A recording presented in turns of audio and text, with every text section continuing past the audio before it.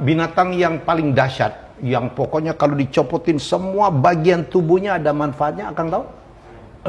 Kotorannya ada manfaatnya, kulitnya ada manfaatnya, Apa ya? rambutnya ada manfaatnya, dagingnya tentu saja.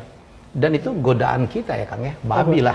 Oh iya bener ya Babi. ampun, nggak Babi kepikiran. itu ya tidak ada bagian dari babi Dia yang bisa, yang tidak bisa dimanfaatkan. yang tidak bisa dimanfaatkan. Babi itu kayak kalau pohon kayak kelapa. Kelapa itu semuanya kepake dari ujung akar sampai ujung lidinya ranting. Babi juga semua itu datang.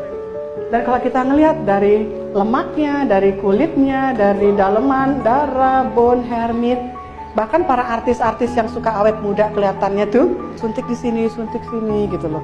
Terus ini biar naik gitu ya. Nah itu dari babi. Kenapa kok babi yang dipakai? Karena DNA babi 99% sama dengan manusia. Tahukah Anda beberapa obat paling penting yang sering dipakai manusia ternyata berasal dari babi? Contohnya insulin untuk penderita diabetes dulu pertama kali dibuat dari pankreas babi. Kedengarannya aneh, tapi karena organ babi mirip dengan manusia, obat ini bisa bekerja dengan baik. Bukan cuma itu, usus babi juga dipakai untuk membuat heparin, yaitu obat pengencer darah yang menyelamatkan jutaan orang setiap tahun. Dan yang mengejutkan, hampir 80% heparin di dunia masih dibuat dari babi. Dan Tahukah kamu, daging babi ternyata lebih sehat dari daging sapi? Ini fakta yang disembunyikan. Daging sapi dianggap lebih sehat dan mahal. Tapi ternyata dalam beberapa hal, daging babi justru punya keunggulan. Contohnya, potongan daging babi tanpa lemak mengandung lebih sedikit lemak jenuh dan kalori dibanding beberapa bagian daging sapi. Lebih ringan untuk jantung dan cocok buat yang diet. Kalian tahu nggak sih makan babi bisa bikin awet muda? Beneran loh, soalnya babi itu mengandung kandungan kolagen yang banyak, terutama di bagian kaki dari babi. Makanya di Jepang, banyak banget dari masyarakatnya sangat menyukai mengkonsumsi bagian dari babi yang satu ini. Kolagen ini bisa membantu dalam mengembalikan sifat elastis pada kulit, sehingga kulit yang elastis secara otomatis tidak akan mudah berkeriput. Dan ini pun sudah dikonfirmasi oleh Muriela Glasgow, pakar kesehatan dari PBB. Jadi bukan hanya nikmat, tapi ternyata kaki babi ini mengandung banyak kandungan yang bermanfaat ya Pop Lovers. Gimana, kalian tertarik mencoba? Langsung aja mampir ke Wong Fei Hung dan dijamin awet muda deh.